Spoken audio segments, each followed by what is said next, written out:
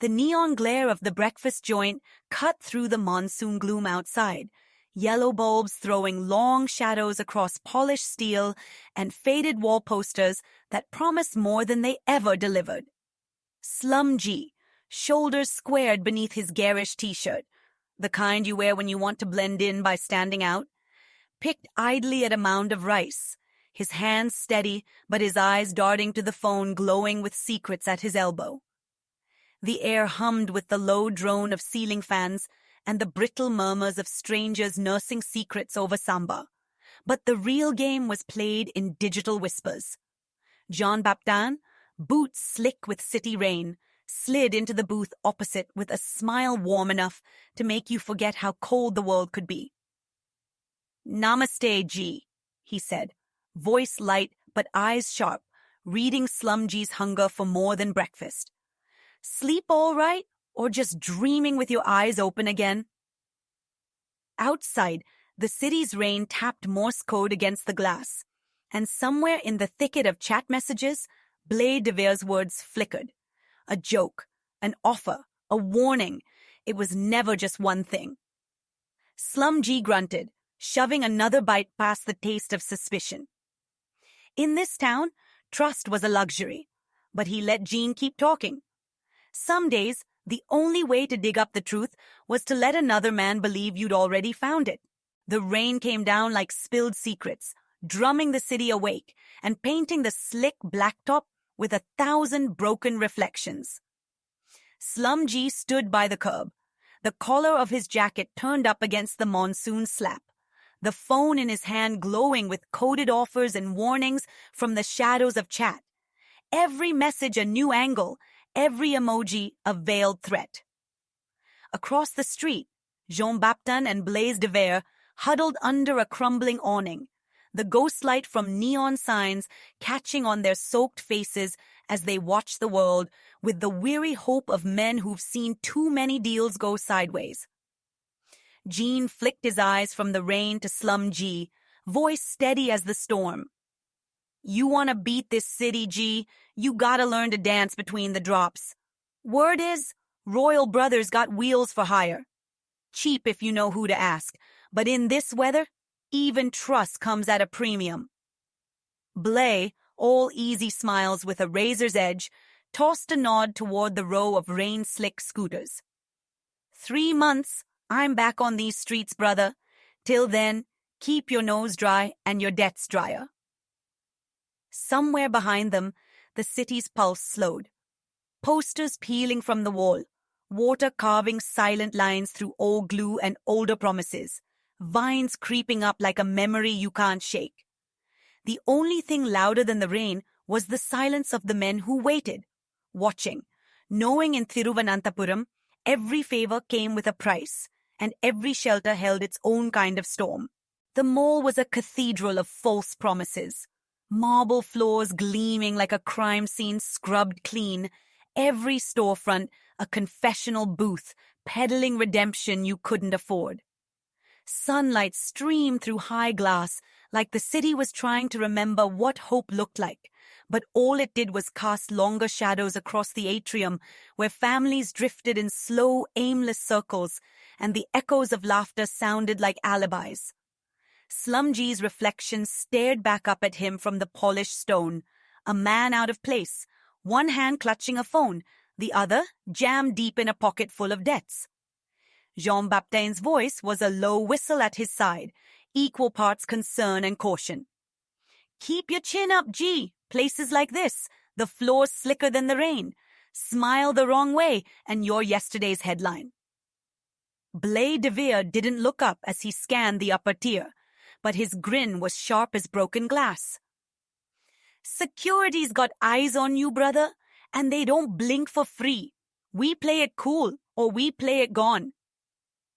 A security guard in a press suit watched them from across the lobby, radio at the ready, while a woman in a pink sari ghosted past.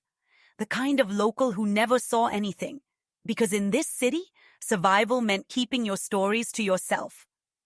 The mall's silence was a dare, and somewhere behind the perfume counters and mirrored escalators, today's MacGuffin waited. Just another secret waiting to be bought, sold, or buried beneath 1,000 gleaming footprints. The carousel's music was a tinny dirge drowning beneath neon and laughter, a mechanical waltz for the damned in this riotous cathedral of color. Every bulb another lie, every shriek of delight a mask for desperation. SlumG lingered by the ropes course, shoulders hunched and eyes scanning the crowd like a hawk on parole, while Baptain, helmet askew, tried to play guardian angel with a smile too bright for a place that thrived on shadows. "Careful, G," June murmured, nodding to the cluster of families below. "In here, even the air's got secrets, kids playing lookouts, parents running grifts." Blaise DeVere, weaving through carnival lights with a gambler's swagger, flashed a roll of tickets and a grin sharp as a switchblade. "Everything's a gamble," he drawled, voice low. "But the real prize isn't the teddy bear, it's what you snag when nobody's watching." A kid stumbled on the rope bridge overhead, and for a breathless second, all eyes flickered up. A distraction or a warning? Across the maze of climbing nets and flickering signs, Travis Sixsmith, silent, hulking, steady as granite, stood sentry by the control box, jaw set, watching the operator flick switches with one hand and text with the other. In the funhouse glare, alliances and betrayals traded places by the minute, and SlumG's phone hummed with encrypted promises from chat. Every W and not bad a coded directive, every joke a challenge to keep your footing. Above them, colored lights painted the ceiling in bruises, but it was the shadows under the platforms, where secrets changed hands and hope was the rarest prize, that told SlumG just how high the stakes had climbed. The arcade was a jungle of neon, all orange columns and harsh blue shadows. An electric playground where innocence put on a mask and grown men bet their pride at the altar of chance. Kids darted between the glowing machines, their laughter sharp as broken glass, while mothers drifted like ghosts in saris the color of old wounds. SlumG moved through the flood of light and noise, his face reflected a dozen times in mirrored panels, a man searching for something you could never win with tokens. Baptain shadowed him, voice low and steady. "Keep your wits, G. Places like this, you blink and your wallet's lighter, or your secrets are in someone else's hands." Blaise DeVere sidled up, tickets fluttering from his fist, grinning like the city owed him a debt. "Aim for 1,000, brother," he said, eyes sweeping the floor for hustlers and heavies. "But don't let the smiles fool you. Every wheel's a scam, every claw a contract." Security watched from their orange towers, radios twitching, ready to pounce on any man who stayed too long in one place. In this mechanized carnival, trust was the rarest prize on the rack, and SlumG felt every gaze on his back, wondering if he was the hunter or just another mark under the neon, waiting for the city's claws to close around him. The bamboo shack was a chapel for lost souls looking for amnesty from the city's relentless storm.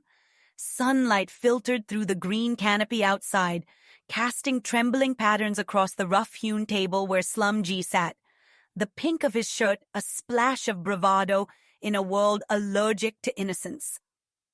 The Action 1.0 tripod crouched in the foreground like a silent witness, a straw hat beside it, a decoy or a crown, depending who was looking. Baptain lounged opposite, his optimism a shield against the world's hard edges, sipping tea like he was drinking the memory of better days. "Doesn't matter how pretty the garden is, Jean murmured, eyes on the dancing light. "The city's always waiting just beyond the leaves." SlumG gave a half-smile, fingers drumming the table, his gaze flickering to the silent woods as if expecting the past to come slinking out. From the corner, Peachy Marlowe drifted in, laughter trailing, her charm catching on the shadows. "If you ever want to forget what you're running from, darling, this is the spot." But the words vibrated with warning, not promise. Outside the rain retreated, but inside uneasy peace reigned. the kind that never lasts. Between the hats and the camera, stories traded hands, debts disguised as camaraderie, hope sold by the hour. In the hush, even the wind seemed to wait for someone to break, and SlumG, drawing his story close, persuaded himself as much as the room. Sometimes you sit still, pretending you're safe. But in this city, every quiet moment is just another plot, waiting for the next move.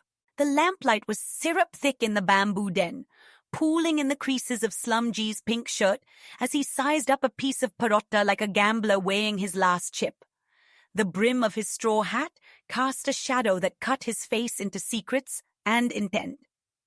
Jean Baptain, always the optimist in a city that chewed hope for breakfast, lounged back in a cane chair behind him, grinning through the steam rising from his tea.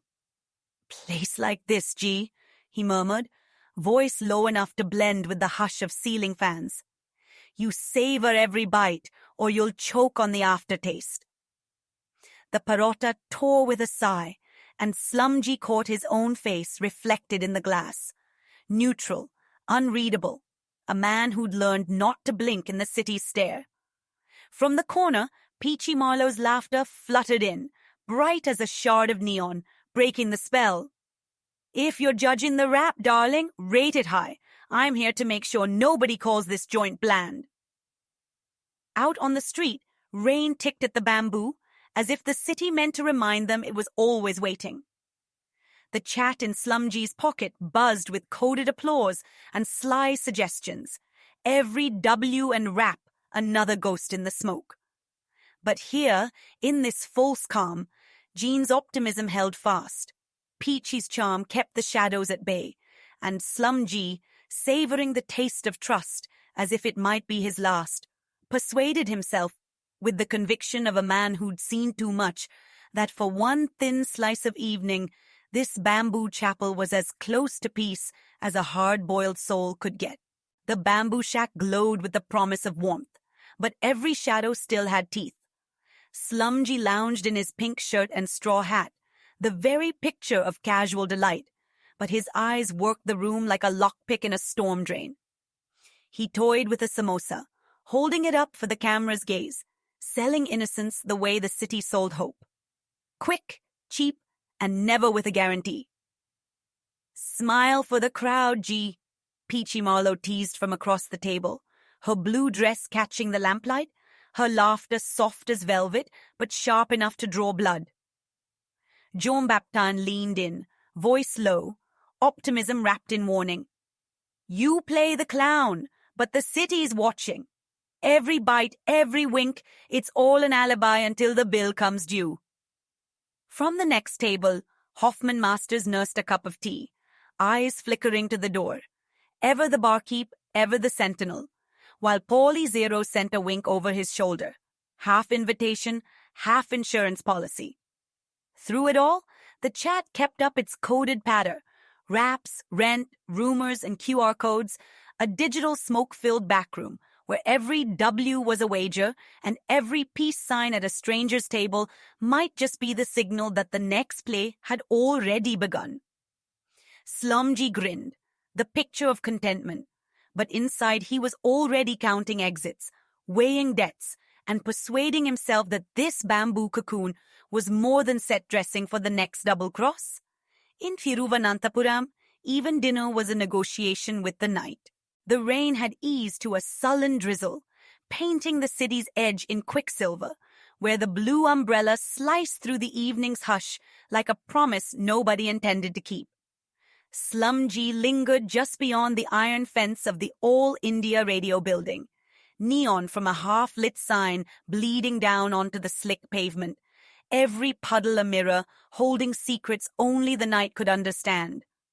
Jean Baptain, coat collar up and eyes on the restless flow of traffic, leaned in with that battered optimism of his, voice part hush, part dare. "You know, G, you stand here too long and Thiruvananthapuram starts thinking you're looking for trouble. Maybe it's true."